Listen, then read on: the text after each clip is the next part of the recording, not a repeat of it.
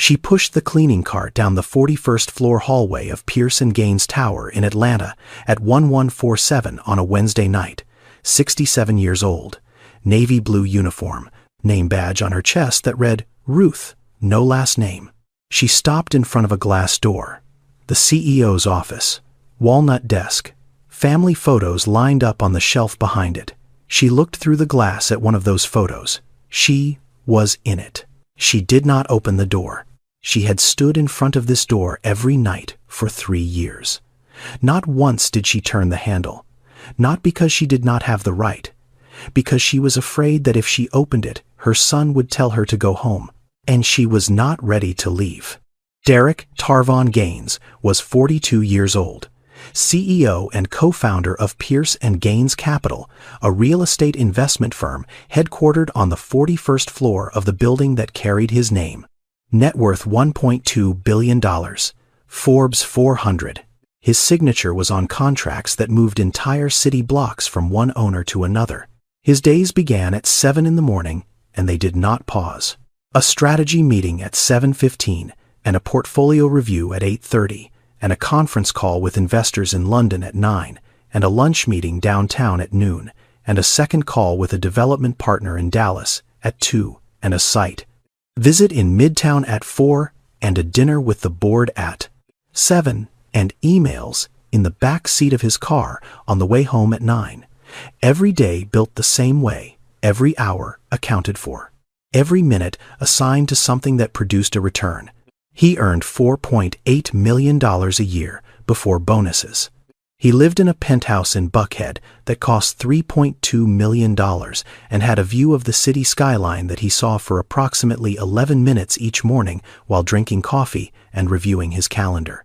He drove a Porsche Taycan, charcoal.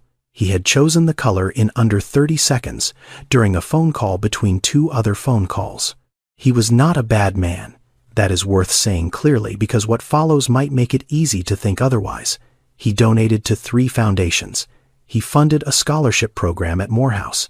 He once spent 45 minutes on the phone with a young entrepreneur he had never met because someone on his team said the kid reminded them of Derek at 23. He could be generous. He could be kind. He simply could not be still. That particular Tuesday evening, he left the office at 9:14. He walked through the lobby, nodded once at the security guard behind the front desk, a man named Gerald, who had been working the evening shift for 6 years and whose name Derek had learned only because Gerald wore it on a lanyard around his neck. As Derek pushed through the revolving door, the night cleaning crew was coming in through the service entrance on the east side of the building. 14 people. They would start at 10 and finish at 6 in the morning. 8 hours, 41 floors. Bathrooms and conference rooms and executive offices and kitchens and hallways that stretched the length of a city block. They were paid $11.50 an hour, which was the average for a commercial janitor in Atlanta. Most of them were black. Some were Hispanic. A few were immigrants whose English was still new and careful. Not one person in the building who worked during the day knew any of their names. They came in after the lights dimmed, and they left before the lights came back on. They existed in the space between one workday and the next. The way air exists in a room, necessary, invisible. Derek did not see them come in. Not because he looked away, because they entered from a door he had never used at an hour. He had never been present for doing work. He had never once thought to ask about. The building was always clean when he arrived. That was all he knew. That was all he had ever needed to know. He got in his car, checked his phone. 2 missed calls. One from his co-founder Marlon Pierce about the quarterly board presentation. One from a number he did not recognize. He called Marlon back. The number he did not recognize was his mother's landline. She still had one. She had called at 6:47 that evening, which was the time she always called, because it was the time she had always called.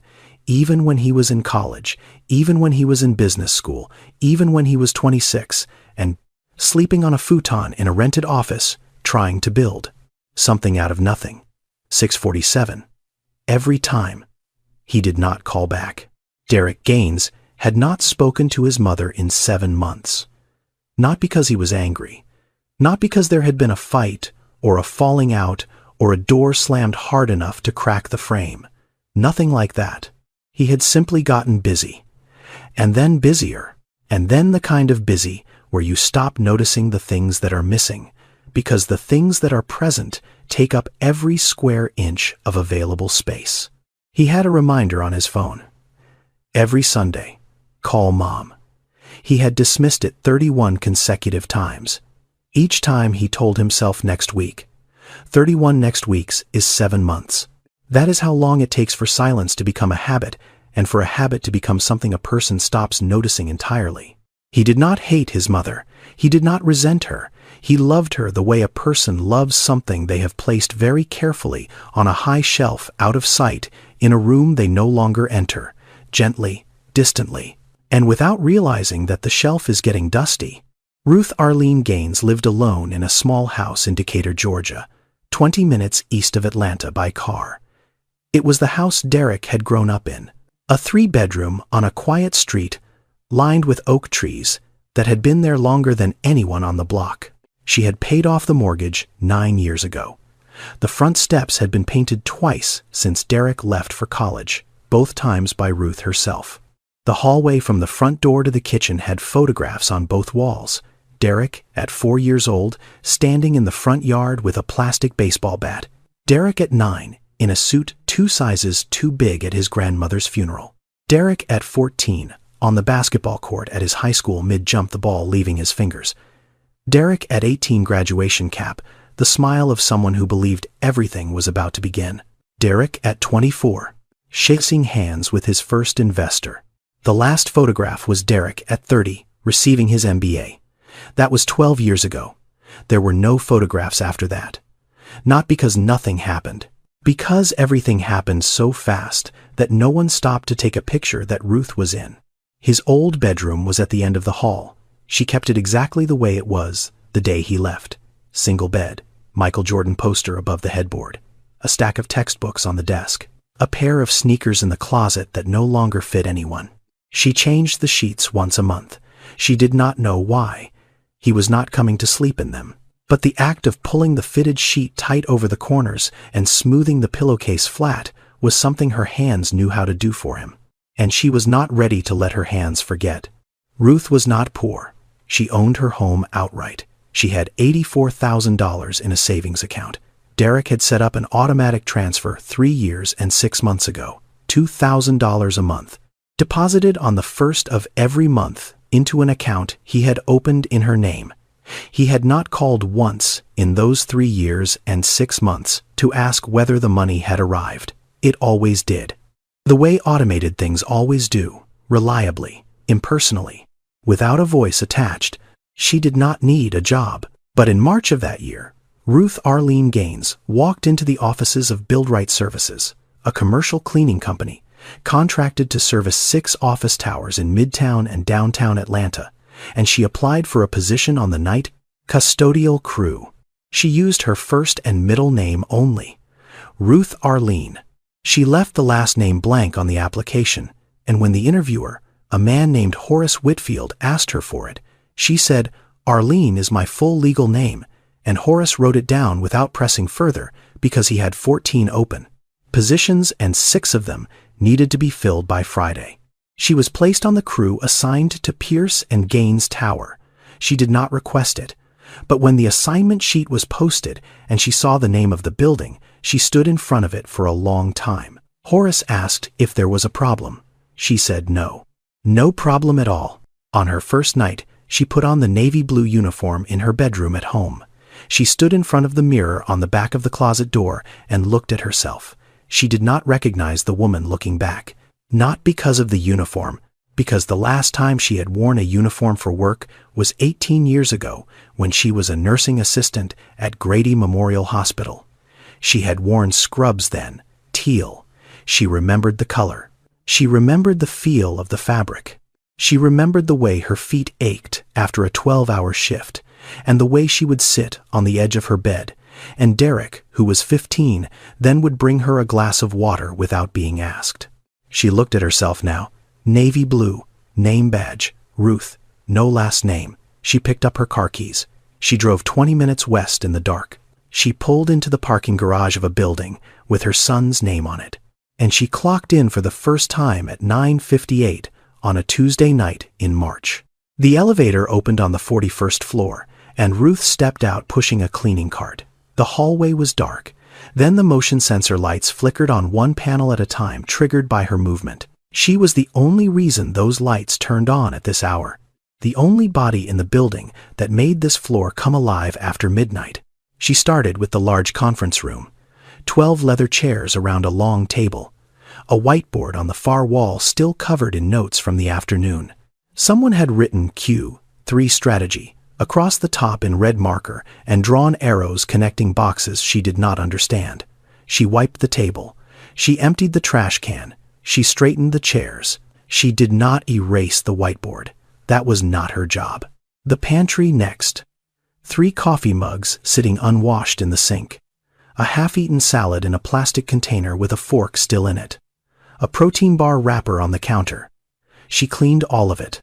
She wiped the counter until it was dry. She replaced the trash bag. The executive restroom. She scrubbed the sink and the mirror and the floor tiles on her knees. The tiles were Italian marble. She did not know that. She only knew they were cold under her palms. Then she reached the end of the hallway. The glass door. The corner office. The name on the door was not written anywhere. It did not need to be. Everyone who worked on this floor knew whose office it was. She looked through the glass, walnut desk, bookshelves behind it, a row of photographs on the shelf, Derek shaking hands with the governor of Georgia, Derek on the cover of a business magazine, Derek at a podium giving a speech, and in the far corner of the shelf, smaller than the others in a simple black frame, a photograph of a woman holding a boy. The boy was 3 years old. The woman was smiling. That photograph was the smallest one on the shelf, but it was there. She opened the door. She emptied the trash can. A protein bar wrapper, a crumpled sticky note, a business card from someone whose name she did not recognize. She wiped the desk. She vacuumed the rug. She cleaned the way she had cleaned everything in her life, thoroughly, without rushing, without complaints.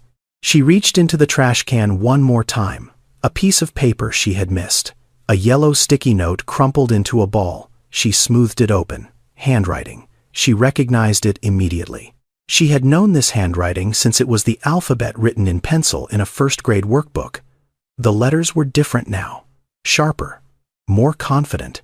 But the way the T was crossed slightly too high, and the way the Y dropped below the line with a small curl at the bottom, that had not changed. She folded the note. She put it in the pocket of her uniform. She did not read what it said. That was not why she took it. She finished cleaning the office. She turned off the light. She closed the glass door behind her. She had not come here to be sad. She had come here to be close. 3 years. That is how long Ruth cleaned the 41st floor of her son's building. 1,095 nights, and each one held something. In February of the first year, she found a bottle of painkillers in the top drawer of Derek's desk, prescription, for his back. She held the bottle and read the label and remembered a basketball game, his junior year of high school, when he came down wrong on a layup and lay on the court holding his lower back. And she had run from the bleachers so fast she lost a shoe. She put the bottle back exactly where she found it. She did not tell anyone.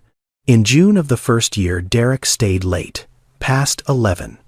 Ruth heard his voice from the hallway while she was cleaning the conference room 2 doors down. He was on the phone. His voice was tired and sharp at the edges. The voice of a man who had been holding something together all day and was running out of grip. She stood in the hallway with her cart. She did not go in. She stood there and listened to her son sound exhausted, and she could not hold him. In November of the first year, her colleague, Yolanda Baptiste, 54, born in Kingston, Jamaica, 11 years cleaning office buildings in Atlanta, asked Ruth a question during their break in the basement lounge. She said, "Ruth, why are you doing this job at your age?" Ruth said, "I need the work." Yolanda looked at her for a long moment. She said, "No, you do not need work. You need a reason to leave your house every night." Ruth did not answer. Yolanda did not ask again. In the second year, Ruth began doing small things in Derek's office that no one would notice. She lined up the books on his shelf so their spines were even. She replaced his trash bag before it was full. She wiped the coffee ring on his desk more carefully than she wiped any other surface in the building. She adjusted the angle of the photograph on the shelf, the one with the woman and the boy, so it faced the desk more directly. Small things? The kind of care that leaves no fingerprint. Derek never noticed. He never wondered who did it. That was the point. In the second year, on a Thursday night in October, Ruth's back gave out on the 30th floor. She had been pulling a heavy trash bin across the hallway, and something seized in her lower spine. She sat down on the floor. She leaned against the wall. She breathed. She was 68 years old, and her body was not 68 the way she needed it to be. Commercial janitors in the United States have one of the highest rates of musculoskeletal injury among all service workers. The average age of a janitor in this country is 46, but the number of cleaning workers over 60 has been climbing for years because pensions are disappearing and Social Security does not stretch the way it used to, and the work does not care how old you are. It only cares whether you show up. Ruth did not belong to that group. She had savings. She had a home. She had a son who deposited $2,000 into her account every month without calling. But sitting on that floor at 2 in the morning with her back locked and the fluorescent lights buzzing above her, she was living their reality, every hour of it. She looked up at the ceiling. She wondered if her son knew how many conference rooms were on the 30th floor. She was certain he did not. In the third year, Derek began arriving earlier, 6:30 in the morning sometimes. The gap between his arrival and Ruth's departure shrank to less than an hour. Some mornings she had not finished the 41st floor when she heard the elevator chime down the hall. She would leave her cart in the supply closet and take the stairs. 41 flights down in shoes that were not made for stairs. She moved quickly, quietly. The way a person moves when being seen is not an option. One morning, she was still in the hallway when the elevator doors opened at the far end. She turned the corner just in time. She heard his footsteps on the marble. She pressed her back against the wall of the stairwell and held her breath. The closest they had been in 3 years, one wall between them, 1,095 nights. She had passed his office door 1,095 times. She never knocked, not once. What most people did not see about Derek Gaines was this. He was losing. Not publicly. Not yet. But the kind of losing that happens inside a building before it shows on the outside. Pierce and Gaines Capital had just lost a $200 million development deal in Midtown. The land parcel they had been negotiating for 14 months went to a competing firm in Chicago. The call came on a Thursday afternoon. Derek sat in his office and listened to his lawyer explain the terms of withdrawal, and he did not say a word for 40 seconds after the call ended. He just sat there, looking at the skyline through the window like it had changed shape. His co-founder, Marlon Pierce, had started having private conversations with 2 board members about restructuring the partnership. Derek knew because his assistant had seen the calendar invites. Meetings Derek was not invited to. Lunches at restaurants Marlon only went to when he wanted distance from the office, the kind of distance that comes before a decision. Derek was not sleeping well. 4 hours most nights, sometimes 3. He drank 4 cups of coffee a day, black, no sugar. The first one at 6:45 before he left the penthouse.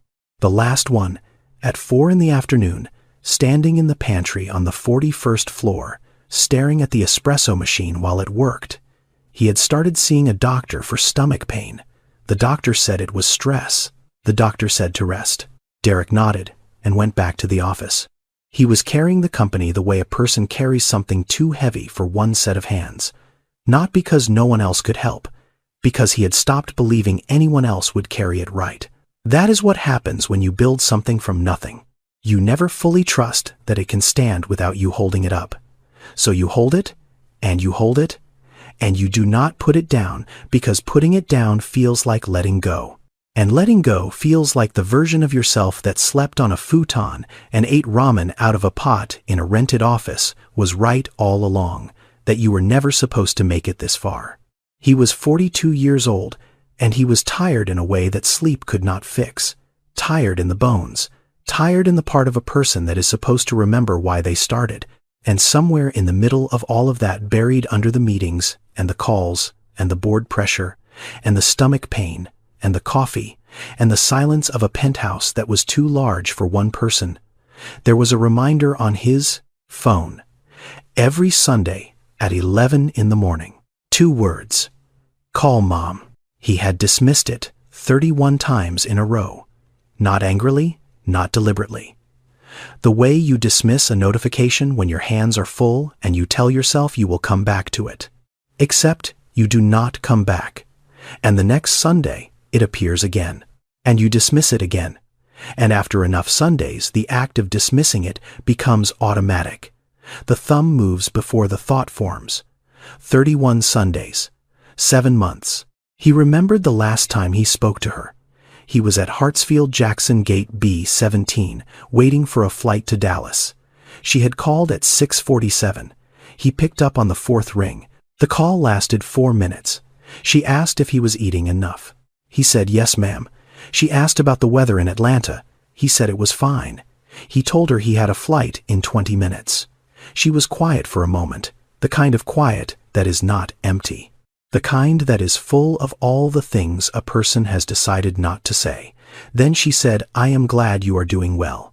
He said, "Thank you, Mama, I will call you next week." He did not call the next week, or the week after, or any of the 31 weeks that followed. He did not know what that sentence meant. "I am glad you are doing well." He heard it as a pleasantry, a closing line, the kind of thing mothers say at the end of a phone call. He did not hear what was underneath it. That she had not seen him in over a year. That she was sitting in a house full of his photographs, and none of his presence. That she had spent the last 3 minutes listening to his voice the way a person listens to music they have missed. Not for the words, for the sound. He was not a bad son. He was a missing one. And there is a difference between those two things that matters more than most people realize. A bad son knows he is causing harm and chooses it anyway. A missing son does not know he is gone. He thinks he is still there because the automatic deposit goes through on the 1st of every month, and the reminder is still on his phone, and the love is still somewhere inside him, folded up and stored in a drawer he will open when things slow down. Except things do not slow down. They only move faster, and the drawer stays closed. Every evening, Derek left the building at 9. Every evening, Ruth arrived at 10. 1 hour. That was the distance between them. 1 hour and 41 flights of stairs. Yolanda Baptiste had been cleaning office buildings in Atlanta for 11 years. She was 54 years old. Born in Kingston, Jamaica, came to the United States at 31 with a nursing certificate that no hospital in Georgia would accept without additional coursework she could not afford. So she cleaned. First a hotel in College Park, then a medical office in Decatur, then commercial buildings in Midtown through Build Right Services. 11 years of lobbies and restrooms and conference rooms and elevator banks. She had cleaned places where people made more money in an hour than she made in a month. She did not think about that anymore. She had stopped thinking about it around year 4, when the math became too exhausting to keep carrying. She noticed Ruth the first week. Not because Ruth said anything unusual. Because of the way she held the mop. Too carefully. The way a person holds a tool they are still learning. Not the grip of someone who has done this for years. The grip of someone whose hands were trained for something else. Yolanda watched her for months. She watched the way Ruth talked, measured, clear, the vocabulary of someone who had spent time in professional settings. She watched the way Ruth moved through the building. Most of the crew moved fast. Get in, get done, get home. Ruth moved differently on the 41st floor. She slowed down. She spent more time there than on any other floor. She cleaned the corner office at the end of the hall with a kind of attention that went beyond thoroughness. It was something closer to tenderness. 14 months in, Yolanda asked. They were in the basement break room. 2 plastic chairs, a microwave that smelled like last night's soup. Yolanda was eating a sandwich she had packed that morning. Ruth was sitting with a cup of tea, not drinking it, just holding it. Yolanda said, "Ruth, can I ask you something?" Ruth looked at her. Yolanda said, "Why do you clean the 41st floor the way you do?" Ruth said, "I just want to do it right." Yolanda put down her sandwich. She said, "I have cleaned this building for 6 years. I have seen every janitor who has ever been assigned to the executive floor. Not one of them cleaned it the way you clean it. You clean that floor like it is your house." Ruth did not answer. She looked down at the tea in her hands. The surface of it trembled slightly. Whether from her hands or from something else, Yolanda could not tell. Yolanda did not push. She picked up her sandwich and took another bite. She said, "You do not have to tell me anything, Ruth. I just want you to know that I see it." That was all she said. She did not ask again. Not that night, not the next night, not any night after. But starting from that evening, Yolanda began cleaning the 41st floor alongside Ruth. She did not announce it. She did not explain it. She simply showed up at the elevator when Ruth's cart rolled out, and she walked beside her with her own cart, and they cleaned the floor together in silence. It was the kind of friendship that does not require conversation to begin, the kind built not on shared words, but on shared presence. On the understanding that sometimes the most important thing you can do for another person is simply be in the room with them and not ask why they are there. Ruth had been doing that for Derek for over a year.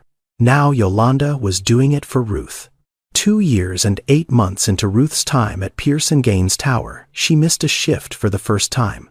Not once in 32 months had she been absent, not for weather, not for holidays, not for the night her kitchen faucet broke, and she had to put a bucket under the sink and leave it dripping until morning. She showed up every single night because showing up was the entire point. But on a Tuesday in November, she woke up with a fever of 101 degrees. Her body ached in places she did not know could ache. She tried to stand. She made it to the bathroom. She looked at herself in the mirror and knew she could not drive 20 minutes on the interstate in the dark, not tonight. She lay back down. She looked at the clock on the nightstand. 10:14. The crew was already inside the building. Yolanda would be on the 16th floor by now. The 41st floor would be assigned to whoever was available. Someone who did not know that the CEO's bookshelf had a specific order. Someone who would empty the trash and move on. Someone who would not check the top drawer for the pill bottle or wipe the coffee ring from the same spot on the desk where it always appeared. She lay there and thought about the trash can in Derek's office, filling up through the night and still being full when he arrived in the morning. She thought about the coffee stain. She thought about the books shifting out of alignment. These were small things. They should not have mattered. But they mattered to her the way only invisible things can matter to the person who has made them invisible on purpose. She closed her eyes. The fever made the room soft at the edges. She slept. The next morning, Derek walked into his office at 7:22. He sat down. He opened his laptop. He looked up. Something was different. He could not name it. The trash can was fuller than usual. The desk had a faint ring near the left edge where his coffee mug sat every afternoon. The books on the shelf behind him were slightly uneven, one spine tilted to the right. He did not think my office was not cleaned properly. He thought something feels off. The way a person notices a change in temperature before they notice the window is open. He picked up his phone and called building management. He said, "My office was not cleaned last night. Can you make sure that does not happen again?" The building manager apologized, said he would follow up with the cleaning contractor. Derek said thank you and hung up. He forgot about it within 5 minutes. He had a call at 7:45.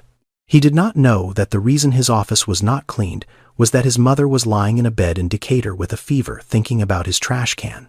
He did not know that the woman who cleaned his office every night had not missed a single shift in nearly 3 years. He did not know that missing this one had bothered her more than the fever itself. Ruth came back the next night. Her temperature was 99.4, not fully recovered, but she was there. She cleaned the 41st floor the way she always cleaned it, carefully, completely, without anyone knowing she had ever been gone. 3 weeks after Ruth's absence, Derek stayed in his office past midnight for the first time in 2 years. A deal had resurfaced. An investor group in Seoul wanted to discuss terms. The call was scheduled for 1 in the morning Atlanta time. His assistant had offered to set up a conference line from the penthouse. Derek said no. He would stay at the office. He wanted the files in front of him. He wanted the whiteboard. He wanted to be in the room where he did his thinking. At 11:30, he was sitting at his desk, reviewing projections, when he heard something in the hallway. A sound he had never heard before in this building at this hour. The soft squeak of rubber wheels on marble, the faint clatter of spray bottles in a plastic caddy, the sound of someone working. He looked up from his screen. Through the glass wall of his office down the hallway, he saw a figure, a woman, pushing a cleaning cart toward the elevator at the far end of the floor. Her back was to him, navy blue uniform, short gray hair. She moved at a steady pace, not fast, not slow, the pace of someone who knew exactly where they were going and had been going there for a long time. He watched her for maybe 4 seconds, 5 at most. Then the elevator doors opened and she stepped inside and the doors closed and the hallway was empty again. Derek sat still. Something had moved through him. Not recognition. Something before recognition. The way your body remembers a smell before your mind can name it. The way your chest tightens when a song plays that you have not heard in years and you cannot remember the title, but your hands remember the feeling of hearing it. It was in the walk. Something about the way she carried herself. The angle of her shoulders.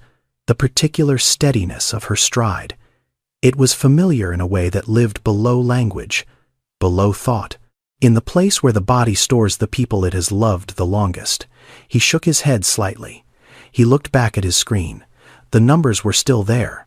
The call was in 90 minutes. He had work to do. The next morning, he called his assistant into his office. He said, "Who cleans this floor at night?" His assistant said, "The cleaning company, sir, Build Right Services. They have had the contract for 5 years." Derek said, "Do you know who specifically cleans this floor?" His assistant said, "No, sir. I have never been here at night." Derek nodded. He said, "Never mind." He waved his hand. His assistant left. He did not think about it again that day, or the day after. But the feeling did not leave. It sat in a place he could not reach. The way a melody sits in the back of your mind when you cannot remember the song, but your body hums it anyway. It remembers before you do. It always does. Horace Whitfield called Ruth into the break room on a Thursday night in September. The break room was in the basement. 2 plastic chairs, a microwave from a decade ago with a cracked handle that no one had replaced. A row of metal lockers along the wall, most of them dented at the corners. A bulletin board above the microwave with the shift schedule pinned to it and a laminated sheet of OSHA safety guidelines that had started to yellow at the edges. Horace was 61 years old, former Army. 14 years managing night custodial crews for Build Right Services across 3 buildings in Midtown Atlanta.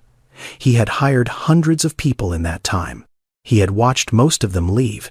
Some lasted a few weeks. Some lasted a few months. The ones who stayed longer than a year were either desperate for the paycheck or carrying something they needed the work to hold in place. Build Right Services was what is known in the industry as a third-party facilities contractor. The building did not hire its janitors. The building hired Build Right. Build Right hired the janitors. This meant that every person on the night crew technically worked for a company that most tenants of the building had never heard of. They wore Build Right badges. They were paid by Build Right. They received no benefits from the building and no health care from Build Right. If they were injured, the claim went to Build Right's insurance, not the building's. If they were fired, the building did not notice. Someone new showed up the next night and the floors were still clean in the morning. That was the system. The people inside it were replaceable by design. Their labor was visible. They were not. Horace sat down across from Ruth. He said, "Ruth, you are 67 years old." She said, "I am aware of that." He said, "I have been watching you on the upper floors. You are working 41 levels every night. That is a lot of ground for anyone, let alone someone your age. I can reassign you to floors 1 through 20. Same hours, same pay. Less strain. Ruth looked at him. She said, I am fine, Horace. I can handle it. He looked back at her. He did not argue. But something in his eyes stayed a beat longer than the conversation required. Horace had been doing this for 14 years. He knew when a person was working this job because they needed the $11.50 an hour, and he knew when a person was working this job for a reason that had nothing to do with money. Ruth was the second kind. He had known that since her first month. The way she moved through the building. The way she treated the 41st floor differently from every other floor she cleaned. The way she never complained and never took a sick day and never once asked to switch assignments. He did not ask her why. He had learned a long time ago that every person on his crew carried a story. Some of them had come from other countries. Some of them had lost jobs that paid 5 times what this one did. Some of them were hiding from situations that were none of his business. His job was not to open those stories. His job was to make sure people were safe while they were living inside them. He said, Ruth, you are better than anyone I have ever had on the executive floors. You clean that place like you know every single person who sits in every single room. Ruth stood up. She picked up her gloves from the table. She said, Thank you, Horace. I would like to keep my assignment. He nodded once. She walked out. He sat in the plastic chair for another moment, looking at the door she had just closed behind her. He did not know what her story was, but he knew it was there. The way you know a room has a window, even before you open the curtain. The light gets in through the edges. On a Sunday evening in October, Derek Gaines sat on the couch in his penthouse in Buckhead. It was 8:47. The television was on, but he was not watching it. His phone was in his hand. His mother's number was on the screen. His thumb was resting on the call button. He did not press it. He had picked up the phone 4 times that evening. Each time he opened her contact. Each time he looked at the number. Each time he put the phone down, not because he was busy, not because he forgot, because he knew what would happen if he called. She would answer on the second ring the way she always did. She would say his name the way she always said it, with the particular warmth that made it sound like the word itself was something she had been keeping safe for him. And then at some point during the conversation she would ask when he was coming to visit, and he would not have an answer. And the silence that followed that question would be worse than the silence of not calling at all. He was afraid of the guilt more than the distance, so he chose the distance. He put the phone down on the cushion beside him. He stared at the ceiling. The penthouse was quiet, the kind of quiet that fills a large space when there is only one person in it, and that person has stopped making noise. 12 miles east at that exact moment, Ruth Gaines stepped into the service elevator of Pierce and Gaines Tower. She was beginning her shift.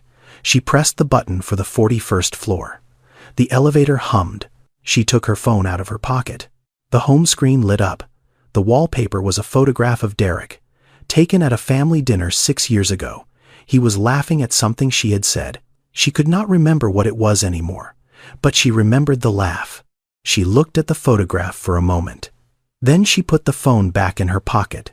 The elevator doors opened. She pushed her cart out into the dark hallway. 2 people thinking about each other at the same time.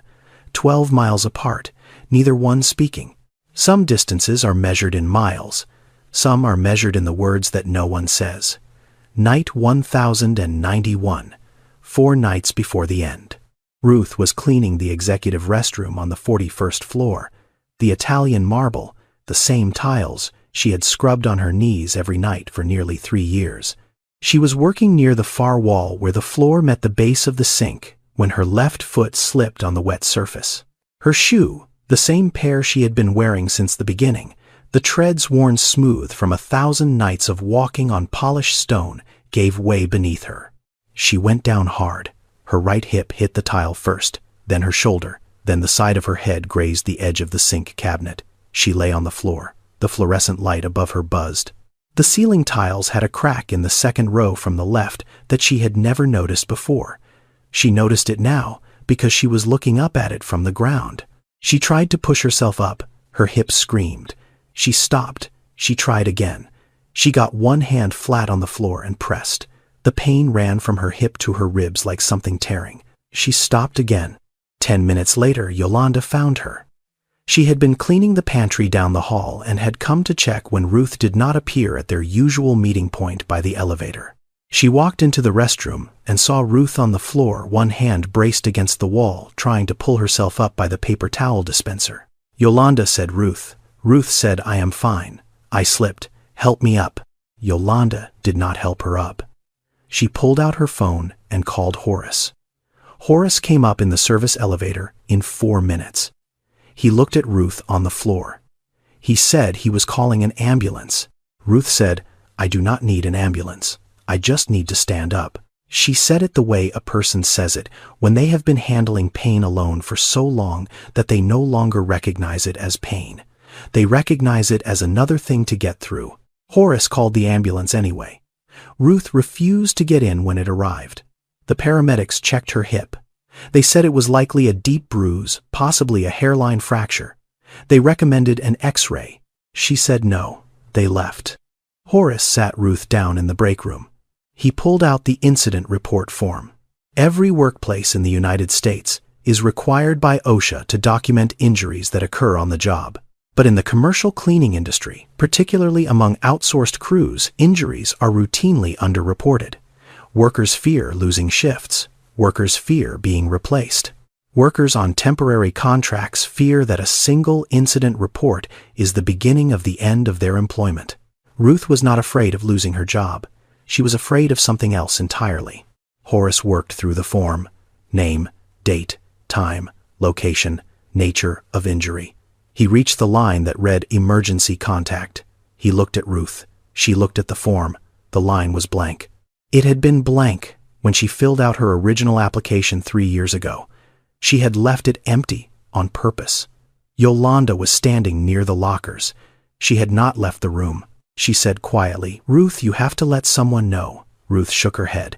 Yolanda said, "Do you have children?" A long silence. The microwave hummed in the background. The fluorescent tube above them flickered once. Ruth said yes. Yolanda said, "Then why do you not call them?" Ruth looked at Yolanda. She looked at her for a long time. Something in her face shifted. Not breaking. Opening. The way a door opens when the person behind it has been leaning against it for years and finally steps back. She said, "Because my son owns this building." The room went completely still. Horace's pen stopped moving. Yolanda's hand, which had been resting on the locker door, dropped to her side. Neither of them spoke. The sentence sat in the air, the way a heavy object sits on a surface that was not built to hold it. You could feel the weight of it pressing down on everything in the room. Ruth did not say anything else. She did not explain. She did not cry. She sat in the plastic chair in the basement break room of her son's building in her navy blue custodial uniform with a bruised hip and a blank emergency contact line, and 3 years of silence sitting on her shoulders. Yolanda walked over. She sat down in the chair beside Ruth. She did not ask another question. She did not say a word. She just sat there. 2 women in cleaning uniforms under fluorescent light at 2 in the morning. One of them had just spoken the secret she had carried for 1,000 nights. The other one was simply there, which was enough. 2 days passed. Yolanda worked her shifts. She did not say anything to Horace about what Ruth had told her. She did not say anything to anyone. She had promised. And Yolanda Baptiste was a woman who kept her promises the way she kept everything else in her life carefully, with her whole self behind it. But she watched Ruth. She watched her walk. The limp was still there. Ruth tried to hide it. She adjusted her stride, so the favoring of her left side was less obvious, but Yolanda had been walking beside her for over a year, and she knew the rhythm of Ruth's steps, the way a musician knows the tempo of a song they have played 1,000 times. The rhythm was off. It had been off for 2 nights, and it was not getting better. She watched Ruth push the cart down the 41st floor hallway. She watched her wince when she bent to empty a trash can. She watched her stand very still for a moment, in front of the glass door of the corner office, the way she always did, except now one hand was pressed against her hip. On the second night after the fall, Yolanda made her decision. She did not call Derek Gaines. She did not have his number. She did not have access to the building directory. She was a cleaning worker. The people whose names were on the office doors were not people she could reach, but she could reach the lobby. At 5:45 in the morning, 15 minutes before the night crew clocked out, Yolanda went to the 41st floor supply closet where Ruth kept her things during her shift. She found Ruth's Build-Right badge hanging on the hook inside the closet door. The clip-on kind, photo ID, name printed below the picture. Ruth Arlene, position, night custodial staff. Yolanda held the badge in her hand. She looked at the photo. Ruth was smiling in it. A small, warm smile. The kind you give when someone tells you to smile for a camera and you are not thinking about the picture, but about something else entirely. Yolanda wondered what Ruth had been thinking about the day that photograph was taken. She already knew the answer. She took the badge down the elevator to the lobby. She placed it on the front reception desk. Face up, not hidden, not buried under papers. Centered on the marble surface where the morning security guard would see it first and where the building manager or an executive assistant would see it when handling lost items. She did not leave a note. She did not explain. She simply placed a truth on a counter and let it wait for the person who needed to find it. Yolanda clocked out at 6. She walked to her car in the parking garage. She sat behind the wheel for a moment. She had broken her promise. She had done it the gentlest way she knew how. Not a phone call. Not an accusation. Not a confrontation. Just a badge on a desk. Just a photograph looking up at whoever would look down. The badge sat on the reception counter at 6:15 in the morning. The lobby was empty. The marble floors were still wet from the night crew's last pass. The overhead lights were dimming to their daytime setting. And in the photograph on the badge, Ruth Arlene was smiling. The smile her son had not seen in 3 years. Wednesday morning, 7:15. Derek walked through the lobby of Pierce and Gaines Tower, carrying a briefcase in one hand and his phone in the other. His assistant met him at the elevator bank with a coffee. Black, no sugar. The same coffee every morning handed to him at the same spot at the same time. His assistant said, "Good morning, sir." Security found a lost employee badge at the front desk this morning. Cleaning crew. "Do you want me to send it back to Build-Right?" Derek said, "Sure." He did not look up from his phone. His assistant held the badge out. Derek glanced at it the way a person glances at something they have already decided is not important. Then he stopped. His eyes moved to the badge. The Build-Right logo at the top, blue and white. Then down to the photograph, small. The size of a postage stamp. A woman's face. She was smiling. A quiet smile. The kind that is not meant for the camera, but for whatever the person behind the camera reminds her of. He knew the eyes.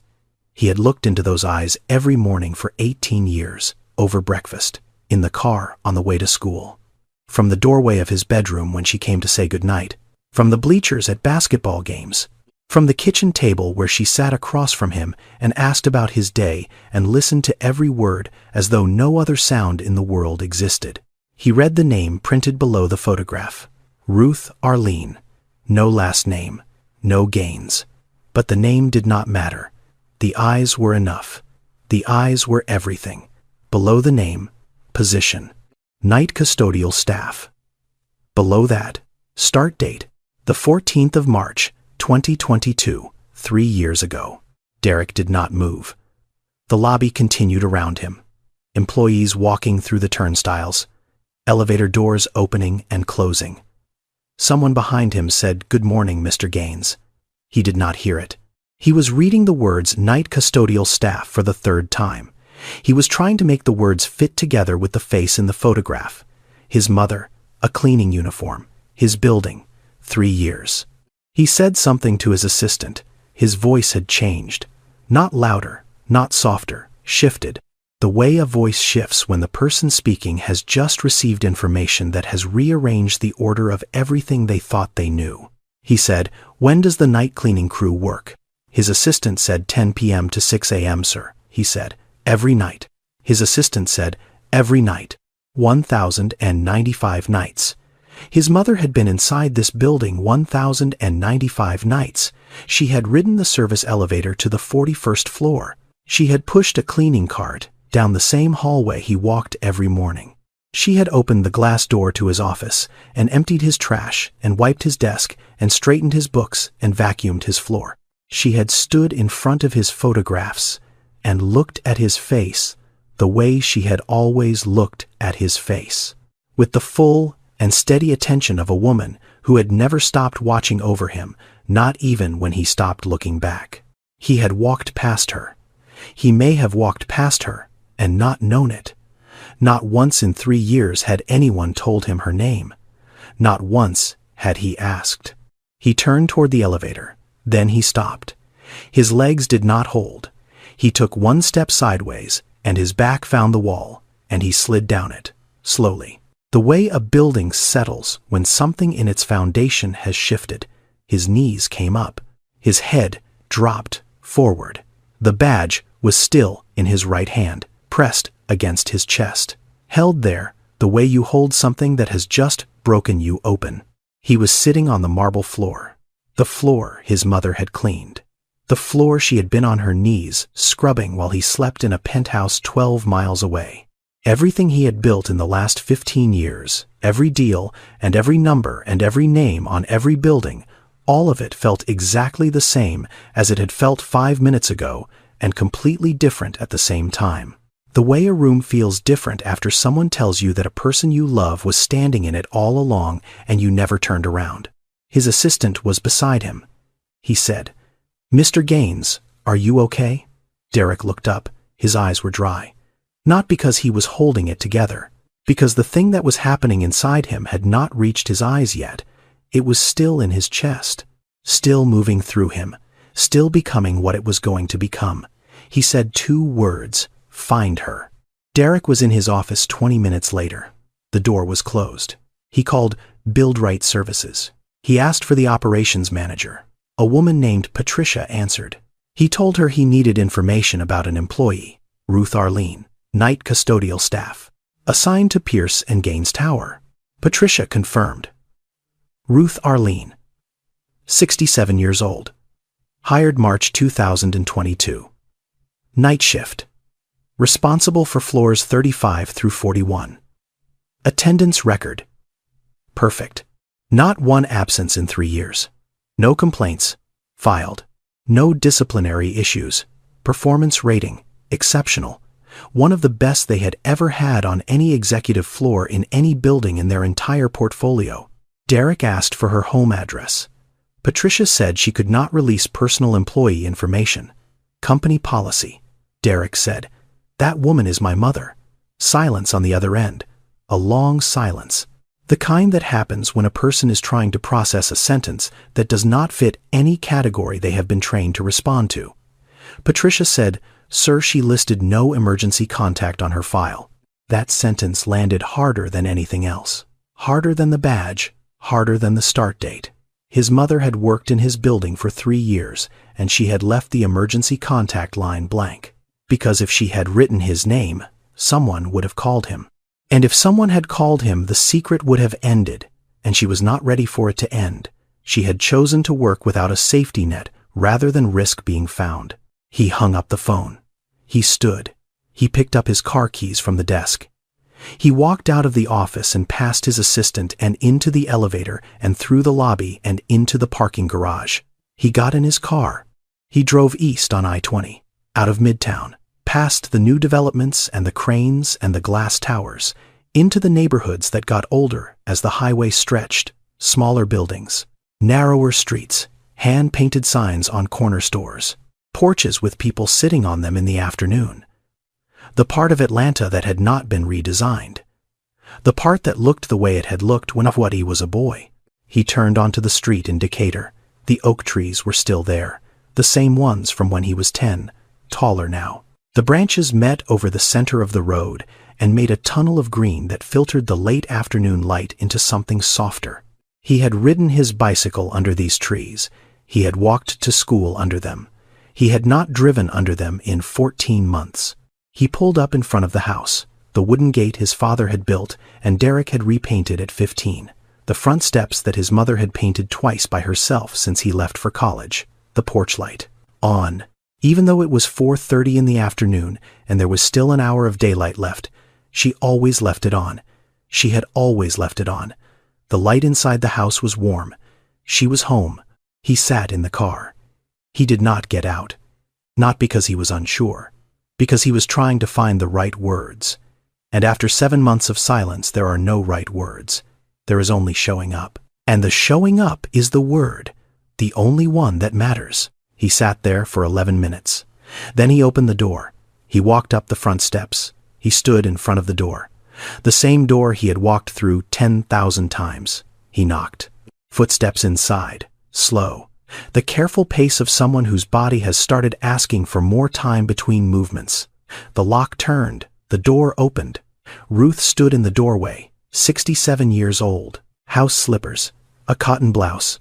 An apron tied at the waist. Her eyes. The same eyes from the badge. The same eyes from every morning of his childhood. Except now, there were lines around them that had not been there the last time he looked closely enough to notice. She looked at her son. He looked at his mother. Neither of them spoke. Her right hand was on the edge of the door. Her knuckles slightly swollen. The knuckles of a woman who had spent 3 years gripping a mop handle every night. Behind her, the hallway stretched toward the kitchen. The photographs on the wall. His photographs. Every one of them.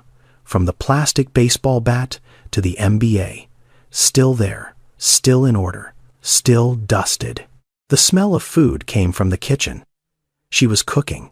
She was always cooking. Even now. Even at 67 with swollen knuckles and a bruised hip, she was trying to hide. She was standing in her kitchen making dinner. She spoke first. She said, "What do you want to eat?" Not "Where have you been?"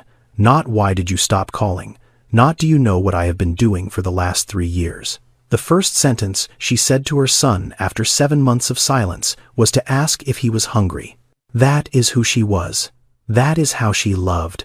Not in words about love. In food. In presence. In the question that had never changed since he was 6 years old and came through that same door after school. He stepped inside. He walked down the hallway.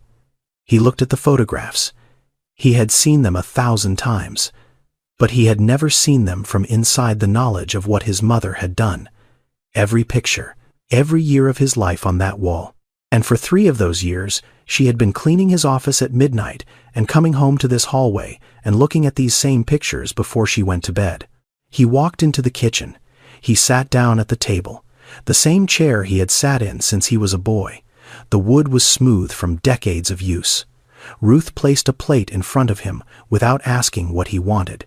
Rice, black beans, cornbread, the meal she had always made. The meal that tasted like the kitchen in Decatur and nowhere else on the planet. He reached into his jacket pocket. He took out the badge. He placed it on the table, between the plate and the glass of water. Face up, the photograph, looking at the ceiling. Ruth looked down at it. She did not gasp. She did not reach for it. She did not look away. She looked at it the way a person looks at something they have been expecting. She had known this day would come. She just had not known it was today. Derek said, "Mama." He stopped. He said, 3 years. His voice broke on the word years. It cracked the way something cracks when it has been held too tightly for too long. He did not say anything else, because if he said one more word, the thing inside his chest would come loose, and he was not sure he could put it back together in front of her. Ruth looked at her son. She reached across the table. She placed her hand on top of his, her hand. The hand that had given injections to patients at Grady Memorial for 20 years. The hand that had packed his school lunches. The hand that had held his face when he was crying as a child. The hand that now had new calluses on the palm, hard and smooth. From the handle of a mop she had gripped every night for 1,000 nights in the building with his name on it. She said, "You were busy. Mama knows. Mama is not angry. Mama just missed you.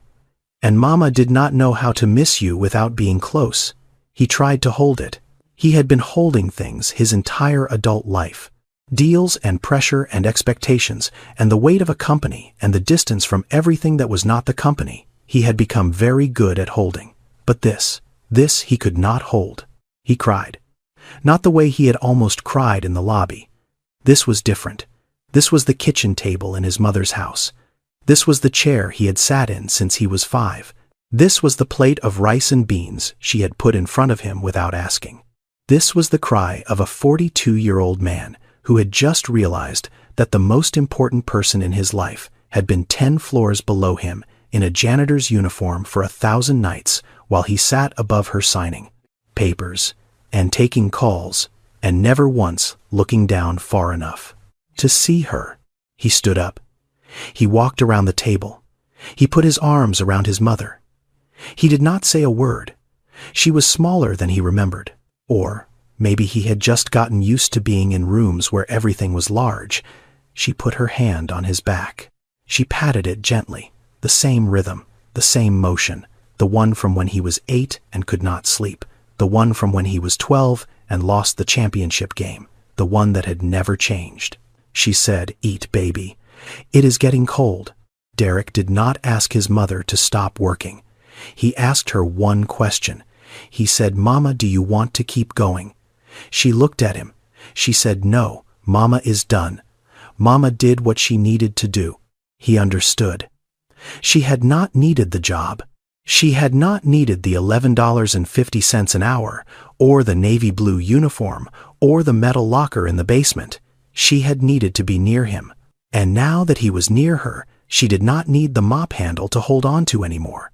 2 weeks later, Derek promoted Yolanda Baptiste to night operations supervisor at Pierce & Gaines Tower. The position came with a 40% pay increase, full health care benefits, and a pension plan. Yolanda accepted. She did not tell Derek that she was the one who had placed the badge on the lobby counter. She never told anyone. Some things do not need credit. They just need to have been done. Derek established the Arlene Fund, named after his mother's middle name, $2 million in its first year, dedicated entirely to providing health care coverage for commercial cleaning workers across the state of Georgia, beginning with every single person employed by BuildRight Services at every building in their portfolio.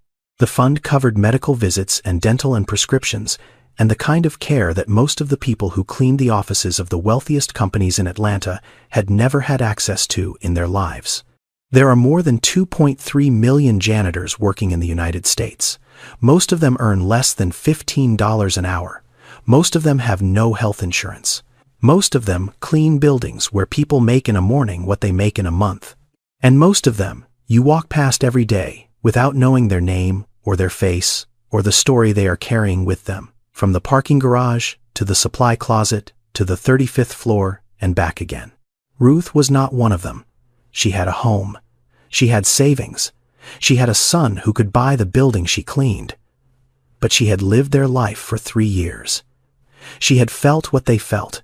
She had worked their hours and pushed their carts and scrubbed their floors and taken the service elevator and eaten in the basement break room and worn the badge with no last name. And she had understood something from that vantage point that most people never see. When you get down on your knees to clean a floor, you see the world from a height that the people standing above you will never reach, not because they cannot, because they do not think to look down that far. Ruth moved into the penthouse in Buckhead. Her room was next to Derek's. She brought the chipped blue mug from the kitchen in Decatur, and the apron she had been wearing for 15 years, and the framed photograph from the hallway of Derek at 4 with the plastic baseball bat. She put it on the shelf in her new room, right next to the window. Every evening before she went to bed, she cooked dinner. She put it on the kitchen counter, covered it with a cloth. No matter what time Derek came home, the food was there. Warm if he was early, room temperature if he was late, but always there, always covered, always waiting. The way it had always been. The way it would always be. If this story touched your heart, inspired you, or made you think differently about the people who work in the spaces you move through every day, please subscribe to this channel and share this video with someone who needs to hear this today. Because the truth is, people forget who cleaned their floors. People forget who cooked their meals. People forget who stayed when everyone else was too busy to notice. But the ones who were forgotten, they never forgot you. Not for a single night. Ruth scrubbed 41 floors because she missed her son. Derek built a building with his name on it and did not notice his mother was inside it, and in the end the distance between them was never about miles. It was about paying attention. It was about looking down. It was about remembering that the people who love you the most are often the ones who make the least noise about it. Subscribe now and turn on notifications so you never miss another story like this one. And leave a comment telling us, was Ruth right to hide for 3 years? Or should she have spoken up? And when was the last time you called the person who raised you? Until next time, look around, look down, look closer. The people who matter most might already be there. You just have not seen them yet.